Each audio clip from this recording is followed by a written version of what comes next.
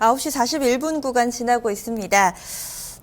거래소에서 외국인 기관 쌍끌이 매도 나오고 있다는 점이 지금 좀 눈에 들어오네요. 그리고 코스피 지수는 여전히 약박권 맴돌고 있는 모습이고요. 코스닥만이 0.5% 정도 오릅니다. 작전 타임 갖겠습니다. 오늘 감독에는요, 토마토 투자자문의 박준현 운영위원 모셨습니다. 안녕하세요. 네, 안녕하십니까. 주말 잘 보내셨고요. 네, 잘 보셨습니다. 네. 오늘 시장 분위기 속에서 저희가 또 작전을 세워봐야 될 것 같은데 작전명 어떻게 잡으셨어요? 예, 일단은 지수가 좀 반등이 많이 나왔습니다. 일단 현재부터는 지금부터는 좀 당분간 단기적으로는 시장보다는 종목 중심의 대응력을 좀 강화할 필요가 있지 않겠는가, 뭐 그런 어떤 관점에서 오늘 시장의 작전명은 군사용 각계 전투라는 얘기 다 아실 것 같은데 각계 전투로 잡았습니다. 그러니까 지난주는 지수가 반등하면서 우르르 다 같이 가자 이런 분위기였다면은 그렇죠. 이번 주는 이제 에너지가 살아있는 종목군들이 간다는 말씀이시죠? 네, 그렇죠. 일단은 지수 반등은 좀 마무리가 좀 됐기 때문에 조금 전에 이제 연구원돼 있겠지만은 낙폭 과대 종목들은 실적과 무관하게 낙폭 과대 종목들 빠르게 반등이 나오거든요. 그리고 일정 수준 반등이 나온 이후로는 실적과 저평가, 가치주 중심으로 해서 이제 차별화 장세가 전개되는 구간, 당분간 그런 장이 최소한 이번 주 중반 정도까지는 전개되지 않겠는가, 그런 관점에서 시장보다는 종목 쪽에 대한 대응력을 강화할 필요가 있을 것 같습니다. 이런 게 참 어려워요. 어떻게 골라봐야 될지 저희가 체크 포인트로 좀 더 구체화해 보겠습니다. 오늘의 체크 포인트 함께 보시죠. 세 가지입니다. 첫 번째는 코스피 급락 만회, 그리고 변동성 완화, 마지막으로 중소형주라는 키워드인데요. 첫 번째로 코스피 급락 만회, 거의 다 뭐 어느 정도 지난주 반등을 상당히 좀 많이 보여줘가지고요. 예, 그렇습니다. 최근에 이제 급락 이후에 이제 글로벌 증시, 우리 증시 마찬가지고 동조화하는 그런 분위기였습니다. 설 연휴 동안에, 연휴 전부터 이제 일본 시장을 중심으로 해서 주가가 빠졌고, 유럽 쪽에서는 도이치뱅크발 금융 불안감이 자기되면서 여기다가 또 중국 시장에 대한 금융시장에 대한 불안감 자체가 연휴 동안에 우리 시장에 직격탄을 맞으면서 빠르게 주가가 우리 코스피 시장도 1,800포인트 뭐 초반 정도까지 하락한 그런 흐름을 좀 보였다고 좀 봐야 될 것 같은데요.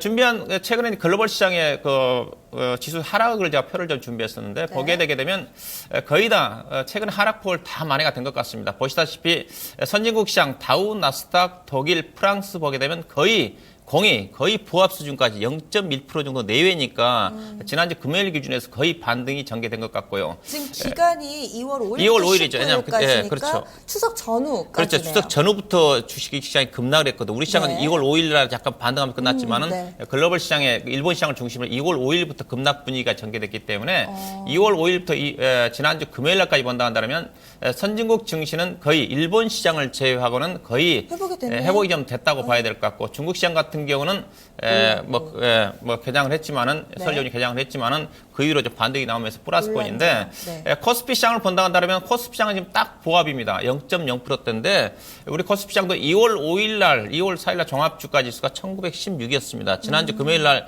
코스피 지수 종가가 1916으로 끝났기 때문에 코스피 지수는 거의 올라갔다고 좀 봐야 될 것 같고요. 반면에 코스닥 시장은 아직까지 5.7% 정도 하락한 수준이죠. 즉 선진국 증시는 회복이 좀 됐고 국내 코스피 시장으로 따진다면 지정학적인 리스크가 부각되고 있음에도 불구하고 코스피 지수는 거의 부합 정도까지 올랐다는 자체는 글로벌 시장과 국내 코스피 시장의 하락 부분들이 충분히 반등이 좀 되면서 글로벌 시장의 하락 부분이 어느 정도 키 맞추기 과정이 단기적으로 마무리가 좀 된 게 아닌가 봐야 될 것 같고요. 코스피 차트도 좀 봐주세요. 그렇죠. 그럼. 코스피 차트도 뭐 준비를 했는데 거의 비슷한 수준이라고 보시면 될 것 같습니다. 조금 전에 얘기했던 부분인데 거의 2월 하락 부분 자체를 만회가 좀 되고, 이제 차트를 보게 되면 연초 이후에 제가 차트를 좀 그려놓은 건데 파란색 띠가 물량 집중권입니다. 보시다시피 이제 1920에서 40포인트 위에 물량이 이제 많이 포진돼 있지 않습니까? 이 부분은 이제 결국은 약간 저항선이고 단기적으로 글로벌 시장의 반등과 그다음에 코스피 시장의 매물대층이 다시 이제 1920에서 40포인트 정도까지 전개될 수 있는 부분이라는 측면에서 추가적인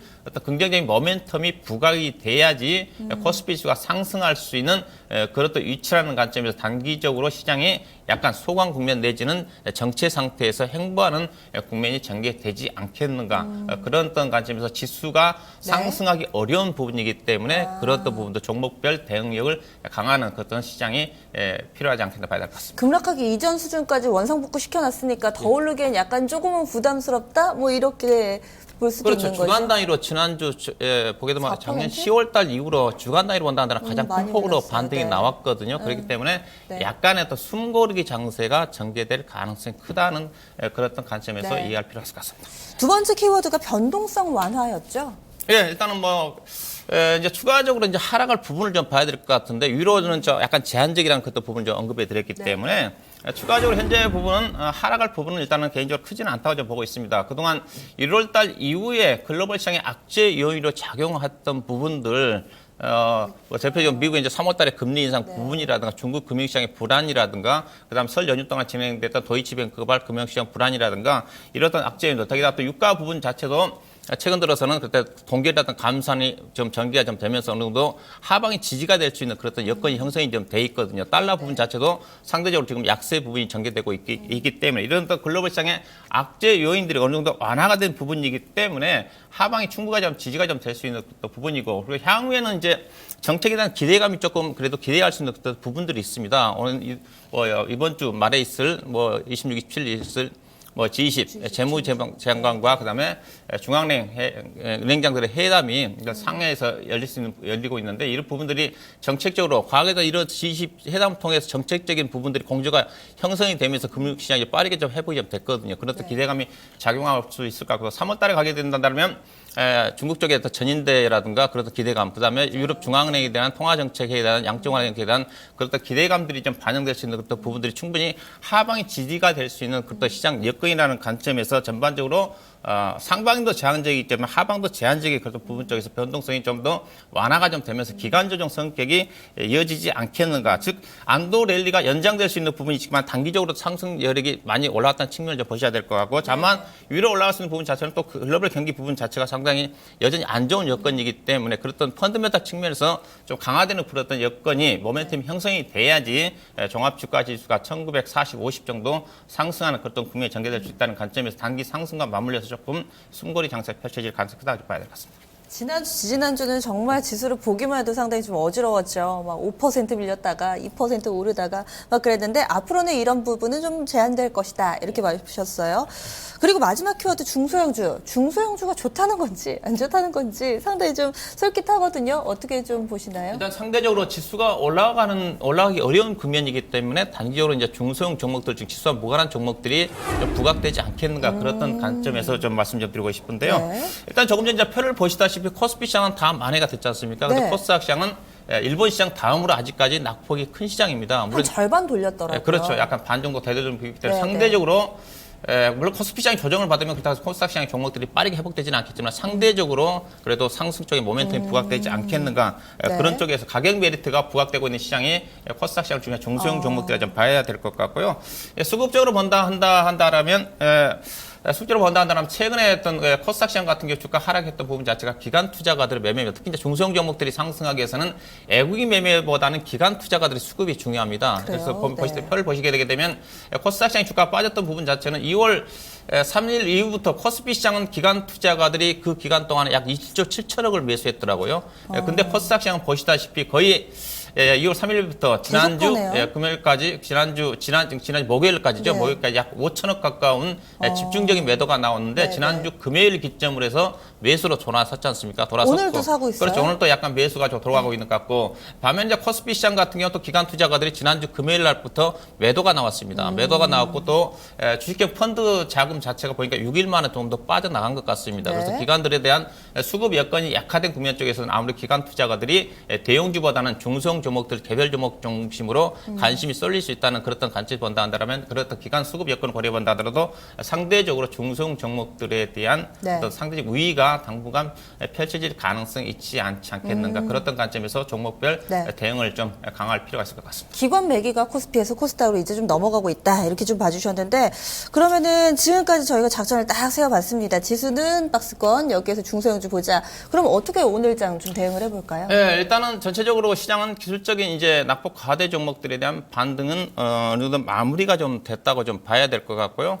조금 이제 안돌리가 좀 진행될 가능성이 있겠지만 단기적으로 숨고르기 가능성이 전개가 좀 되면서 방향성을 모색하는 국면이 주 중반 정도까지 전개될 가능성이 크기 때문에 일단 대응 전략으로 따진다 한다면 최근에 이제 코스피 시장 같은 경우 가치주 종목 중심으로 해서 많이 올라왔습니다. 가치주라는 것 자체는 하방이 지지가 좀 되는데 위로 올라가기가 또 쉽지가 않습니다. 왜냐하면 실적에 대한 성장성이 뒷받침돼야 되는 건데 대표 최근에 움직였던 뭐 소재 관련 종목들이 PBR이 낮아서 가는 거지 실적이 좋아서 가는 건 아니거든요. 그래서 추가적으로 상승하기 위해서는 실적이 좋아져야 되는데 조금 전에 실적이 좋아지는 결국은 글로벌 우리나라를 중심으로 한 글로벌 경기라든 국내 경기에 대한 모멘텀이 형성이 좀 돼야 되는데 아직까지 그 부분이 재현되지 않는다는 측면을 좀 보셔야 좀 될 것 같고요. 그래서 일단 당분간 대형주 같은 경우는 상방과 하방이 제한적인 범위 내에서 어떤 박스권 등락이기 때문에 짧은 업종별 순환매 대응을 할 필요가 있지 않겠는가 생각이 좀 되고 그 과정 속에서 조금 전에 얘기했다시피 중소형 종목들 중심으로 해서 실적이 최근에 상당히 괜찮은데 주가 하락 국면에서 많이 빠진 종목들이 많습니다. 그들 종목들 중심으로 해서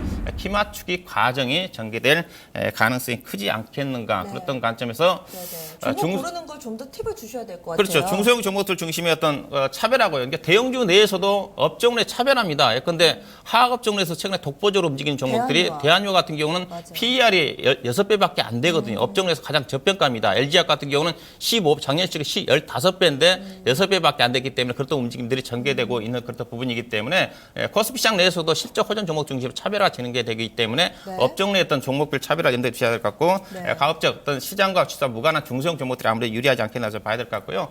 그래서 시장이 이제 1920봉조까지 올라왔으면 실적 장세입니다. 실적이 좀 강화된 종목들이 움직일 수 있다는 것 같아요. 업종으로 본다 한다면 그래도 상대적으로 실적이 양호한 쪽이 뭐 하학 업종이나 좀 봐야 될 것 같고 개인적으로 대한유화라든가 효성이라든가 관련 종목들은 여전히 업종으로 해서 상대적으로 싼지 않겠나 좀 보고 있는 쪽이고 그다음에 이제 중소형적 따라 본다 한다면 그래도 코스피 시장 쪽에서는 이제 건자재, 이제 건설주 대형주로 올랐으니까 건자재 관련 종목들이 실적은 나쁘지 않은데 주가 좀 많이 빠졌거든요. 관련 종목들 좀 보실 필요가 있을 것 같고 그다음 코스닥 시장에서는 그래서 추세가 여전히 기관과 애국 투자가들의 수급이 형성이 되면서 추세가 상승 쪽에 잡고 있는 쪽이 반도체 장비라든가 그다음 오일리 장비 종목들에 대한 흐름 자체는 여전히 유효하다는 측면에서 그들 관련 종목 쪽에서 관심을 가져볼 필요가 있을 것 같습니다. 반도체나 OLED 쪽은 밸류에이션 매력이 아니라 추세가 살아있고 매기가 하는 쪽으로 그쪽 매력을 보시는 거죠? 네, 장비 종목들 같은 경우는 근데 KC텍이라든가 관련 종목들은 메리트가 있습니다. 오닉 IPS 같은 게 수급이 좀 괜찮은 것 같고 그다음에 이제 OLED 장비 종목들 같은 경우는 최근에 조정권이 다시 상승하고 있는 건데 비아트론이라든가 동아일텍이라든가 또 최근에 새롭게 이제 부각되고 있는 신규 상장 종목인 SCT라든가 관련 종목들이 그래도 최근에 낙폭이 있고 상대적으로 밸류에이션 매력이 있다는 측면에서 관심을 가져볼 필요가 있을 것 같습니다. 알겠습니다. 오늘 말씀 고맙습니다. 네, 고맙습니다. 작전 타임이었습니다. 한 번 더 정리해 보시죠. 각계 전수 양상을 예상했습니다. 지수의 상승보다는 종목에 이제는 좀 포커스를 맞출 때라는 평가고요. 기술적인 반등이 마무리됐고 또 하지만 변동성은 좀 지수 자체적으로 봤을 때는 축소될 것이라는 판단입니다. 대형주는 업종별 순환매고요. 이 중소형주 집중하시는 게 더욱더 좋지 않을까 싶습니다. 화학건자재, 반도체, OLED 장비주 관심 갖기 권했습니다.